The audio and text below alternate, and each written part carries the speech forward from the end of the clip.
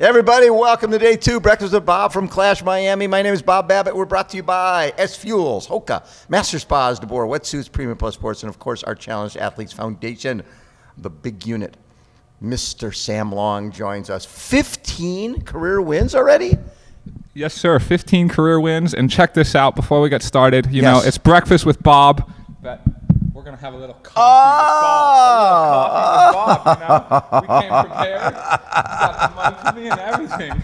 Cheers to that. I love it. I like it, brother. That's awesome. So, Daddy, how has that been? It's been the most amazing journey of self-growth, of discovery, of challenge, but also of just coming back to life and learning to love the simple pleasures, right? The growth of a human being and the growth of being a dad and seeing, you know, my relationship with my fiance just really blossom. And it's just been, with challenge comes growth and also just, his little beautiful smile just makes my day every day. And he could care less when you come back from a workout. You're like, oh, I had a crappy time on the track. All he wants to do is play with Daddy. Well, that's the thing. He just wants me there. Exactly. Right? He could care less. He just wants me there. Yeah, exactly. And it's a nice feeling because it makes you realize, like, what really makes life satisfaction and happiness and all that. Like, it's not winning races, really. I mean, it's coming back and having that beautiful family and looking after those people you care the most about. And in a way, you'd think, oh, that demotivates you to do well, but it actually motivates you to do well because suddenly it's like you're racing for a bigger purpose, and your self-worth isn't defined by race results. You know? No, you're committing time to doing something that okay, this workout's got to make me better, or else I'd rather be home. It's like you want to make sure that your travel and everything else, that there's a purpose to it and a meaning to it, because at home there's a lot of meaning there. Yeah, you just nailed it on the head. I mean, I used to be the guy, like, my favorite thing to do in the world would be out riding my bike in the middle of nowhere with no one around. Right. You know, like, great. The longer the better. Give me 12 hours, give me 18 hours. Could care less. Could care less. I want to be out there. And now I'm like, unless if it's actually making me a better athlete, I'd rather be at home with the family. Like, I don't want to just go ride my bike to ride my bike anymore, even though I still love it, but I just love being with the family more now. Yes. This year we have PTO and T100, and it's a game changer, right? Where you're able to, beginning of the season, go, okay, there's 8 races. I'm going to try to do 5, 6, whatever, but I know there's guaranteed dollars, and having some guaranteed dollars is pretty novel in our sport. Yeah. Oh, I mean, certainly from race organizers, it's the most. I mean, I've been in the sport, I guess, 10 years now. Yeah. I still feel like a young chicken, but I've been in the sport 10 years. And it's you don't really see guaranteed dollars from the race organizers. No. It's one thing. Okay, you get guaranteed dollars from sponsors, but a race organizer is a totally different thing. Right. And so for this, how much of your season will be involved with T100? I'd say most. I'd say it's certainly like it's the biggest bulk of the season, right? Like but there's still room for some other objectives, I think. And I mean, we're signed to race 6 of the 8 races, right? But if you look at the points, like 3 plus the grand final. So you really need 4 good races with them. And so I think you look at the schedule and you got to try and say, like, how am I getting my 4 good races? And in a way, it's like de-incentivizing, because if you go out and you put like big matches out at those other races, like, you're actually just wearing yourself out for when you get to the grand final. And it's a long season. A super long season. I mean, super long season. And there's no, there's no race you're going to where there's going to be 2 or 3 good guys. You got 20 of the best in the world every time you toe the line. Yeah, and I think that needs to be taken with like considerable weight, right? With importance, because it's like every time. I mean, I guess it just depends. Some people, they like to show up, and I was having a chat with Dylan McNeish, right, who's very involved, and he was like, we'd prefer if you come to every race, and since you have some that don't count, you can show up and just like not do well, and it's going to help our storyline. And I'm like, whoa. That doesn't help my storyline. It doesn't help my storyline, and doesn't help my ego either. And it doesn't help your sponsors. Like, if I'm on the start line, I think it's a great rule of thumb. Like, if you put yourself on a start line, you put yourself there to perform. Yeah, you're trying to win. That doesn't necessarily mean you always win, but like, I don't know. I don't like to put myself on a start line and be like, I'm really not here to perform. Never. No, that's what always bothered me, to be honest, about the whole Ironman quote unquote validation rule. You know, like someone who won the Ironman had to go and validate and do a full Ironman. And like, so Miranda Carfrae walking part of the marathon because she had to, it's like, it takes away, I think, from the sport when an athlete isn't going to the line to win the race. You can't win them all, but you know every time you go to the line, that's the goal. Yeah, you're trying your best, you Yes. know? You're trying your best, and of course, I mean, no one's ever going to win 100% of the races Right. that start. That would be madness. So when I think of these racetracks, we're sitting here at Miami. You won here. You led a U.S. sweep here, which was really awesome with Ben Canute and Jason West. And when you sort of put yourself on the media map was Daytona. Yeah. When you were running, yo-yo-yoing, running along on the track, and you were playing to the crowd, and it probably hurt you from a perspective of you ended up ninth, I think, something like that. Yeah. But you were up in third, fourth Second. place. I was up in second. You were up in second. You were up in second. And before that race, there was a lot of talk because at that time, because of COVID, people hadn't really been together. Yeah. And so people were like, oh, Sam Gawling is winning stuff in the U.S. Who cares? The Europeans are like, oh, we're going to shut that guy up. And then you end up having this great race. And I think, to me, that was your coming out party. That's when people realized that Sam Long was somebody who wasn't intimidated by the moment, not intimidated by the spotlight, that you were here to race and love every second of it. Yeah. I mean, absolutely. It's true. The racetracks have like a kind of a special place in my heart. Just because that was like that was probably the defining moment where I could say like, oh, now I am actually like a professional. And by that, I mean, like I've got a future career that I can, make decent money at doing this. And then of course came here and won here 2 years ago. But I mean, the dialogue still hasn't changed that much, but I think it's just like Europeans versus Americans. It's like every time an American wins a race, it's like, oh, well, that's over in America. It doesn't who cares? There's nobody who cares? there. It doesn't mean anything, But that's cool. That's what that narrative is good stuff for people, the fodder, right? I guess for people to talk and conversations. So will this year, because when I look at your past, there was a lot of Ironman racing in there. You doing an Ironman this year or not really? Right now, I'd say there's like a 95% chance there's no Ironman, like no full distance race on the cards for the year. I could change my mind and say like, okay, I want to do one maybe at the tail end of the year, maybe, but it's looking very, very unlikely. Right now, I'd rather do, my best effort on the PTO series, and then there's a few like 70.3s that I'd love to hit and just continue to be very strong at those 70.3s. Have you enjoyed knowing you're training for this distance? It's a shorter distance. It's high intensity, it's speed, it's power, and you're not having to do 8-hour bike rides and things like that. Have you enjoyed this training leading into this race and for the rest of the season? Yeah. I've actually enjoyed it immensely. You seem to. It's weird. I've always done, I mean, if you said at the start, I have 15 wins, 13 of those are middle distance and only 2 full wins. Yes. But yet, if I look at my whole career, I was always training primarily for the fulls. Right. And so, in my opinion, I was actually leaving something on the table for the halves, right? Like it was always, oh, well, I'm training for this half, but the full's later, so I'm doing these 6-hour bike rides. Yep. And now I'm like, I've ridden, I still think a long ride like that is good every now and then, but I've ridden 5.5 hours once so far this year. Yes. And that was my only ride over 100 miles of the whole year so far, in 3 months. Like, while before, if I went 7 days without a 100-mile ride, that would be a statement, Well, but it can be mind-numbing when you just are doing long miles day after day after day, and knowing that the reality is you're going to the start line with world champions. You're going to the start line with some of the best 70.3 Olympic distance athletes ever. Yeah, I also think like just from a training standpoint, right? Like I had been doing that for so long, so like the stimulus had stopped being like potent enough to actually make me better, and so like now doing like the overall volume is still high, but like it's made up more through a bigger frequency of workouts, right? There's more workouts in a given week, but like the individual workouts are slightly shorter and slightly more intensity, which is exactly what you'd expect to be revving the engine around a track. And so I've just seen like a really big boost in that, in my physiology. And of course, training doesn't mean anything. Race days where it counts. Where you find out, but yeah, the signs are promising. This course is a little different from Daytona in the fact that there's road. It's a road course. You got the oval, but you also have some turns. It'll be windy, right? It's a little different. Do you like that?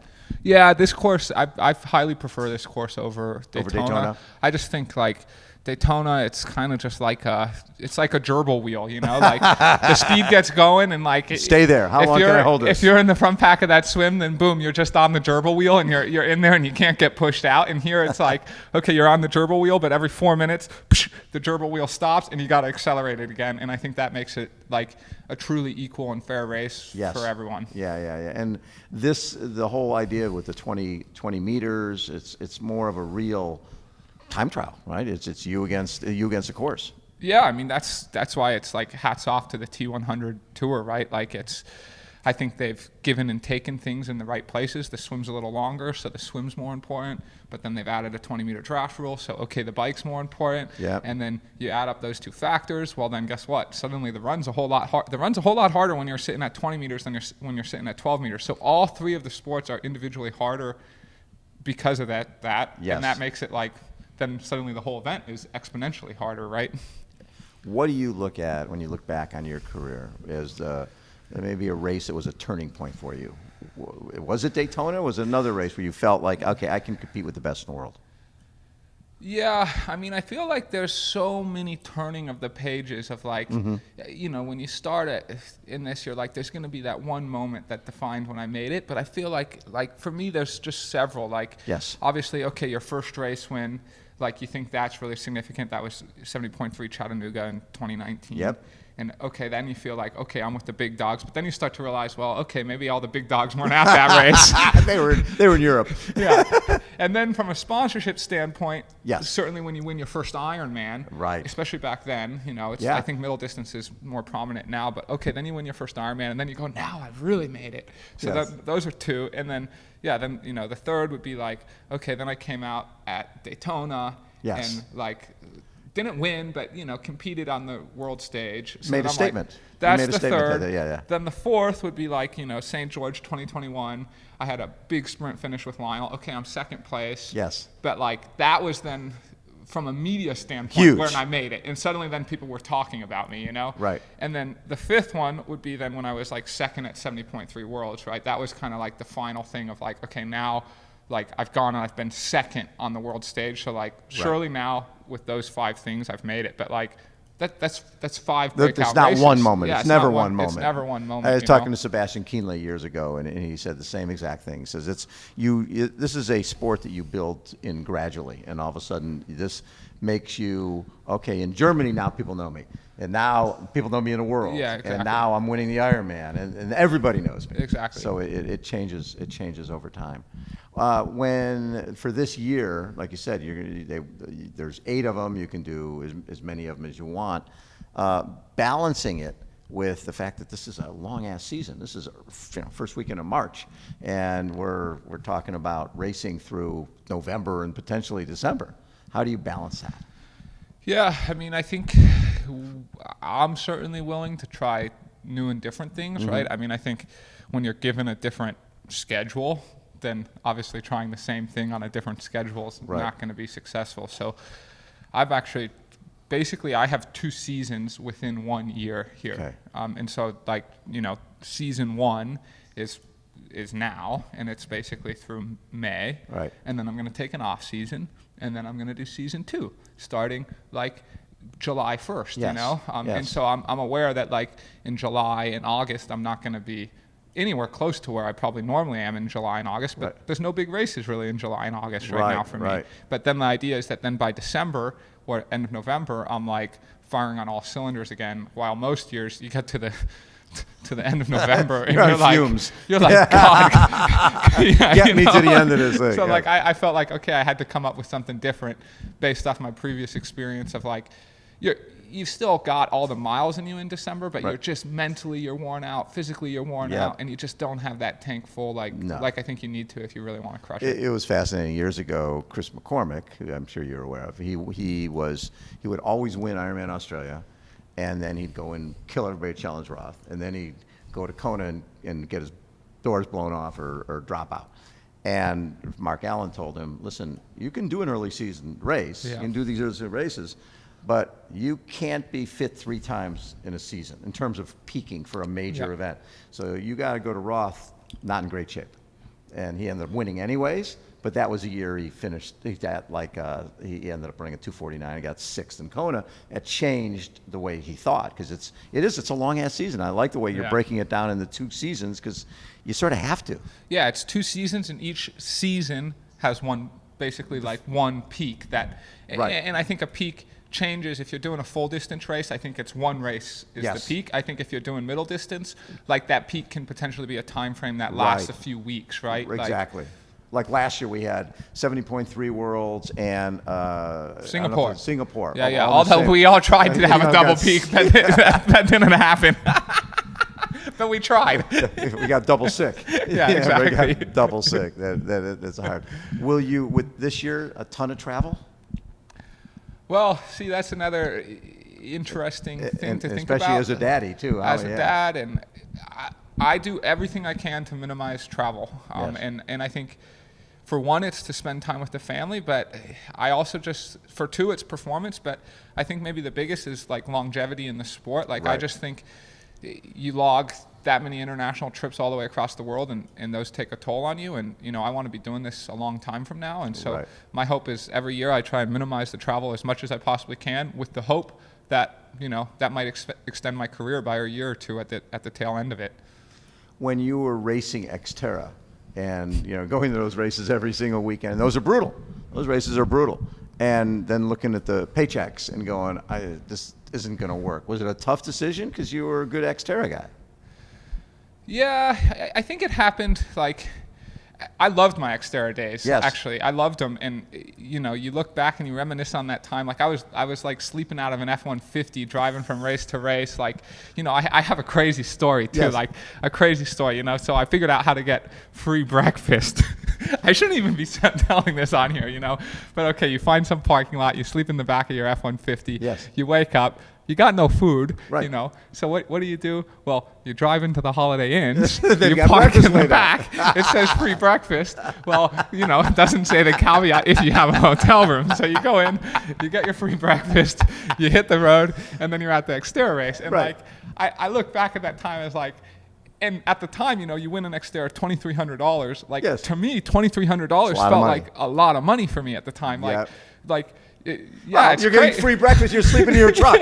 You don't need a lot of money to get there. And your parents are still paying your health insurance, And so that life was carefree and pretty fun. And of course, it had a very finite ending to it. That couldn't go on forever, but it lasted for a year or 2, and then it was okay, time to figure out how to for sure make a career out of this. And so then boom, up to 70.3 you go. But yeah, I will always laugh and remember that time. Well, I remember when we were doing an interview with Tri Club of San Diego, and it was, I don't know if it was around Oceanside time, I can't remember when it was, but I said, when did you move out of your parents' basement? And it was what time is it? And it was about an hour ago. yeah, exactly. I'm still there. I got a few more boxes to haul out, but so you paid your dues. You were living at home, doing whatever you do. Was there ever that discussion with mom and dad, sort of okay, are you going to go get a real job, or are you going to continue to do this? Yeah, the discussion, because my dad's a banker, yes. Right? So the discussion happened from step 1. It was, okay, I graduated college, and we basically, we didn't sign a contract, but we sat down and we talked about it, and my parents very supportive. They're we support you following your dream of being a professional triathlete. We don't know if this can be a real career, but we support your dream, and let's keep it in reality. Let's set a time goal of, if you turn 25 and you're not making money, you're still in the back of the truck. You're in the back of the truck. Then it's time to get a real job, Because the Holiday Inn's going to cut you off at some point. Yeah, the Holiday Inn's going to cut me off, And so at the time I was 22 or 21 or something. Yeah. 22, I think. And so I'm okay, I got 3 years to make it. And, they weren't writing me checks, but they're you can stay in the basement, you can drive the F-150. You can do these little things. You can use our gas card. You can use our gas card. You can eat our food in the house. but you got to work your ass off, and you got to figure out how to make this a real career. And another great story, man. You know what else I did to make money? I was a spin instructor. Of course you were. I was a spin instructor, In Boulder? In Boulder. Boulder, in Boulder, you know. So here I am, Sam Long, spin instructor extraordinaire, you know, to get my gym membership. Yeah, to get your free membership. And so people in the class are like, so what'd you do last weekend? I won Xterra. I'm one of the best guys in Xterra, and I made $2,300, and I'm going back to my parents' basement. Exactly. But you know what the feedback I got from being a spin instructor is, like, I got, the management had to call me in and they go, well, we've received like some feedback. Your classes are too hard. I was going to say, okay, today we're climbing Alpe d'Huez. Yeah. We're doing a 7-hour ride. I got to go to work. No, you don't. You're staying there in your saddle. I love that. But that's the deal, is people don't quite get that our guys, nobody identified you out of high school and said, okay, you're going to be an elite athlete. You had to pay your dues. You had to go through living in the parents' basement, figuring out what the free breakfast was, all that type of stuff. Yeah, exactly. Like, I think my pathway was really different. Like, I wasn't identified as a hot talent at a young age. Like, in fact, I was probably identified as the opposite, you know. I mean, you were identified as a guy who did a crapload of too many Ironman races. Yeah. But I'm talking like even before that, before you know, okay. like, okay, you look at a lot of the guys on the tour now, and like at 12 or 13 or younger, they were put in a lab and their VO2 max was tested, and it's boom, okay, our national federation's going to develop you to be one of the best athletes in the world. That didn't quite happen with you? That didn't happen with me. You didn't see that lab guy over at Holiday? Yeah. It's like, okay, you got some oatmeal. Let's figure out your VO2 max. Yeah, exactly. Like, I think of, you know, the Rocky Balboa movie, you know, I'm out there, like, I had to do it that way, and then everyone else is coming up, like identified as a talent and having resources poured into them, and I kind of came up, like, you know, on my own and discovered, like, I've always thought my greatest talent is my resiliency. Right. And hard work. And hard work. Yeah. My ability to absorb immense amount of load. But, like, if you don't give me a lot of training and a lot of hard work, like, I'm an average Joe, man. Well, that's what's so great about our sport. If you look back at a Dave Scott, when he was playing water polo, guys would tell me, this guy is doing workouts after our workouts. And water polo is the toughest sport. And Dave will tell you, it's like, hey, I was a good swimmer, but I worked harder than everybody else. Yeah, but then I found a sport that I benefited from working hard. The harder I work, the better I get. Yeah, exactly. That's triathlon. Exactly. I mean, you know, the other crazy story, okay, so I was running track and field in high school. Yeah. And, you know, I'm a pretty big guy. You're a big guy, yeah. Big guy. So the coaches, like, they would not ever let me run farther than a mile race. You know, track and field, the longest event's the 3,200. You can do the 5K. They said nothing longer than a mile. You're too big. You're too big. And then, you know, so I was put in like the 800, and I was put in all these events where it was actually like fast twitch muscle fibers, which I don't have. So then it compounded, like, oh, you're really not that good. And then one day we all decide to go do a 10K, the Boulder, right? Famous 10K. And then you beat everybody. I beat everyone on the team. Even though they were all racing the 2 mile and the 10K, and they were all like, you know, the distance guys, and the coach came up like, how come you never told me you were good at this stuff? And I'm like, I tried, you just want to listen. But isn't that funny? You were a diesel. You're a guy. Yeah, exactly. I will run my 2 mile is going to carry out to the 10K, and it's going to be the same mile per mile pace. Exactly. Yeah, and I love that. It's always funny how you discover this stuff, and when you're like a big guy, like you get put in a box of, I mean. Yeah. To be fair, I probably deserve, like, I probably put myself in that box too, because I was playing football half the year. So, you know, like my arms were about the size of my legs back then. What's fascinating to me is just when from the Jan Frodeno model. I mean, Jan, Baca, everybody is tall. Big guys. You guys it's a big sport now. There's some huge human beings doing this thing and running and riding and swimming so fast. I was literally just thinking about that at the pool yesterday, because, you know, you look at cycling, and I think it's got like pro cycling, and in order to be competitive, it's gotten like smaller and smaller and smaller, unless you're Wout van Aert or Matthew van der Poel, but those are the two exceptions. But then I'm standing at the pool yesterday, and you know who it was at the pool? It was me, it was Sam Laidlow, it was Daniel Backergaard, it was Rudy, and Magnus actually wasn't there, but I was like, all of us are well over 6 feet tall, big guys, and some of the best in the world. And it was like, this is actually the new model. It's the new model. It's a new model, and it's a good model. Yeah, it's a great model. Yeah. So I think we need to go out and talk to Holiday Inn about a sponsorship. Oh, there you go. More free breakfast. more free breakfast. Yeah. Thanks so much for taking time, Sam. Congrats on everything you're doing. I can tell that you are in a great place right now. It's wonderful to see. Yeah, thank you very much. Yeah, truly happy, truly just a privilege to be racing every day as one of the best in the world. And yeah, I got to call my dream my profession. Exactly. And you know you're not sitting in the back of a pickup truck. You'll be maybe in a hotel room tonight. Yeah. Thanks to the PTO. Sam Malong has been our guest, everybody. Again, Breakfast with Bob, Day 2, Clash Miami. Hold on, we'll be right back.